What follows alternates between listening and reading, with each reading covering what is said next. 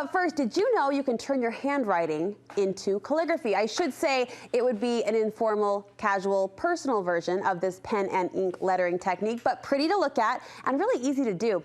Just how to do that is the project idea we are sharing today. With a few instructions, you can adapt your handwriting and crank out your own artistic signs and sayings in your journals, in your doodles, and beyond. Lettering artists like Jennifer Lee call this faux-ligraphy, and she's here to share. It's great to have you. Thank you. So that term faux-ligraphy, obviously a play on the word calligraphy. What are we really doing to make our handwriting look fancier? Basically, we're going to go back and add in the thickness of the downstrokes that we usually get when we use a brush pen. But if you're wanting to create something for your home on wood sign or chalkboard, which is still really popular, you can't use a brush pen, so you're going to kind of have to go back and fake those downstrokes. So faux-ligraphy. Faux-ligraphy. Now, some handwriting out there better than others. I'm somewhere in between, I have to say. I don't hate my handwriting. I don't love my handwriting. Can you transform any handwriting style with this technique? You really can. You really can. It just takes a little bit of practice and knowing exactly where those downstrokes should fall. Now, clarify and define for me. There's calligraphy and then there's brush stroke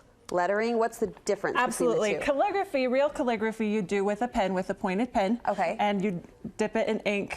Brush lettering, which is really popular right now, you'd use a brush pen or any sort of brush, honestly. And we're leaning more toward the calligraphy look with this technique? Yes, and it's going to be a little bit more modern looking. Okay, give us the cheater's version then of calligraphy. I'm excited to learn. Okay, the cheater's version. So there's a few things you want to do.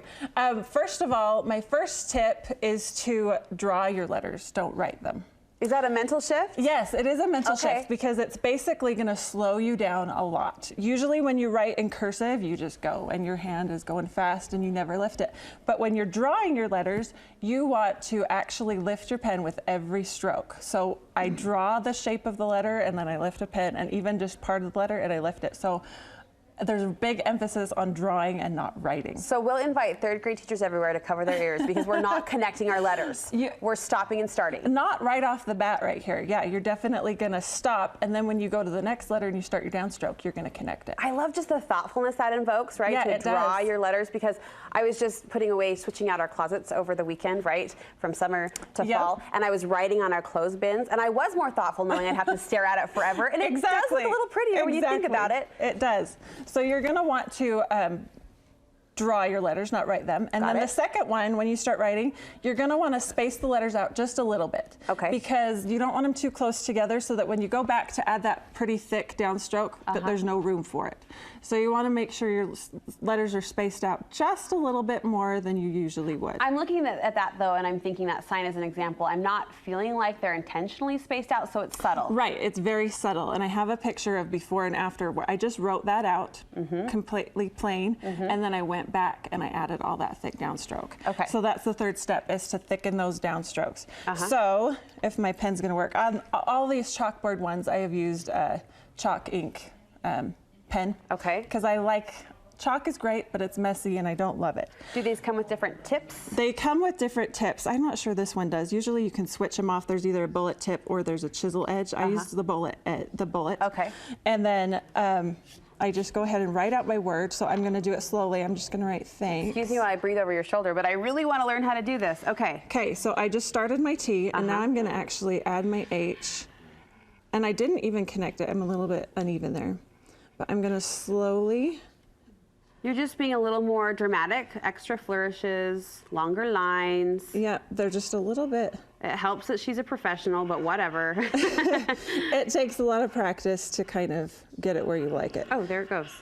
Okay. Oh my gosh. So I'm going to write it out plain like this. It's like a computer font, Jennifer.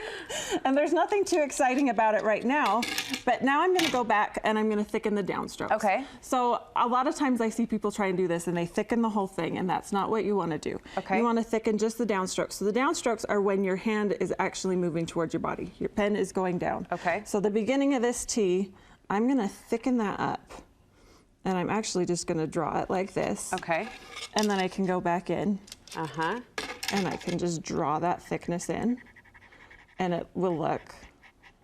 What about where you started down and then ended with an upward-outward flourish? Do you skip the flourish? Yep, you skip the flourish. Okay. The flourish, the upstroke should stay thin. Should stay thin. Should stay thin. So anywhere I came down, I'm going to want to make that a little bit thicker.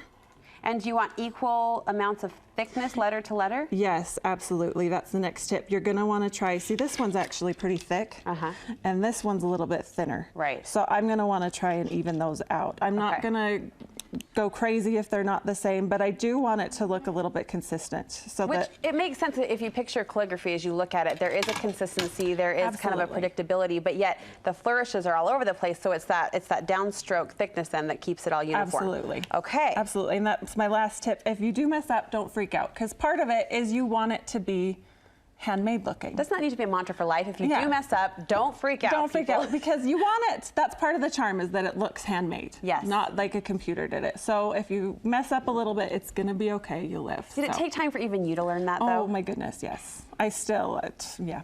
I mean, you have to embrace the imperfections, right? Absolutely, absolutely. I look back on some of my other work, and that's where some of the charm comes from. Do you map out your work, your piece ahead of time, so you have even spacing and whatnot? I'll usually map it out on paper with pencil first, and then I'll actually go in with pencil on the chalkboard or on wood, and then I can go back and erase the pencil marks later. So if you're really brave, I mean, this is the faux-ligraphy way to do it. I love this way.